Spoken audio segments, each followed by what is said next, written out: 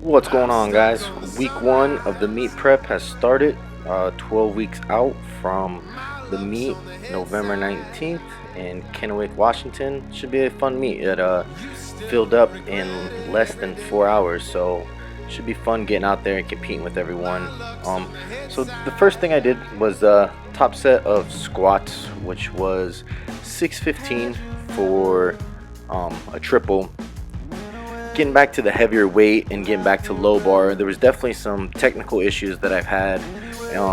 Second rep kind of threw me all out of whack. I messed up on the breathing. I messed up on a few things that could have been a lot cleaner. Could have made the 615 a lot easier for the triple, but regardless, weight moved, still got it. I was pretty happy about that. Pretty excited considering my last meet prep. I started off with 555 for a triple, so not a bad way to start, not a bad way to kind of get things going.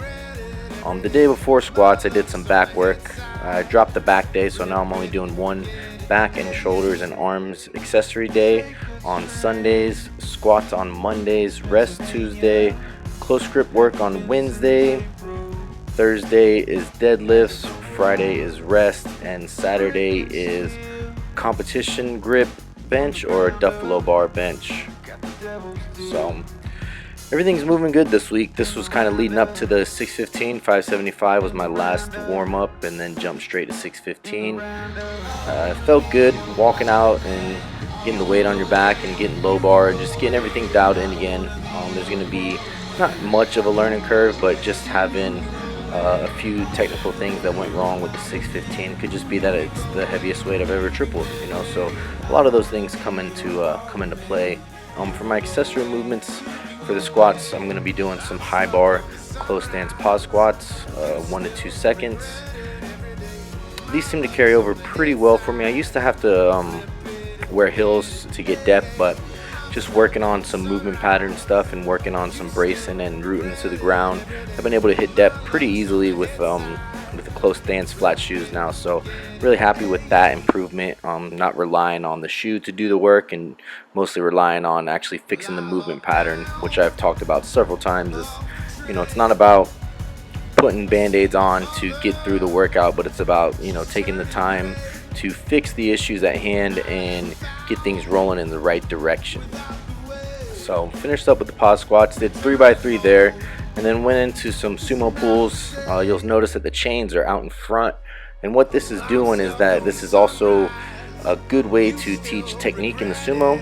So what it does is it has the weight out in front, so as you're pulling, the weight's pulling against you, so you got to pull it even tighter and use your hips to drive through, or else the bar is going to get out in front of you and you're going to round your back and you're going to pull.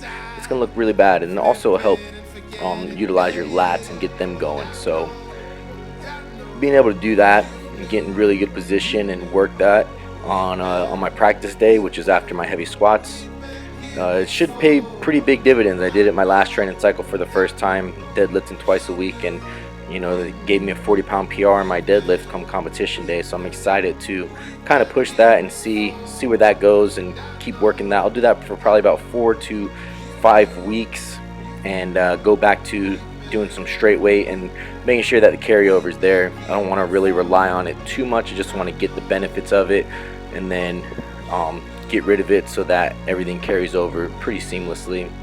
On close grip bench day, did 405 for 3x5.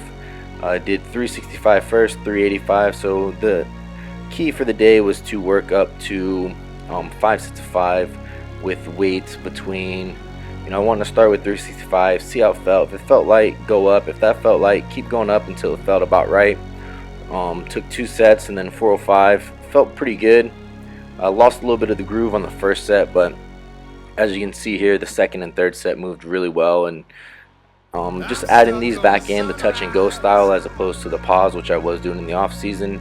Typically when I go to do pause competition days, I want to do a touch and go on my assistance day, and then also adding in on these assistance close grip days is tempo presses, and these work really well, putting a lot of time under tension. Allows you to get a good training stimulus with lighter weight, so it'll save your joints and it'll save just kind of your CNS for the heavier stuff.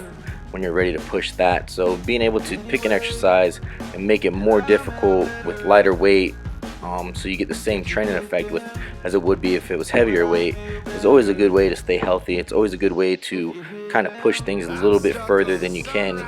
So it's just, that's why I like to do front squats. That's why I like to do high bar.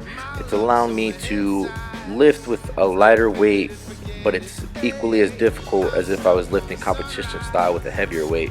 So your body creates that adaptation the same way because the stimulus feels the same to the body. So you're kind of just tricking it to grow still. After these close grip tempo presses, went on to some JM presses, did 3x5 with the tempos, and then 4x10 to 12 reps here with the JM presses. And these are just another great way to get a good compound movement in on the triceps, move some heavy weight, and due to the technique of the JM press, it just allows you to not put as much stress on your elbows.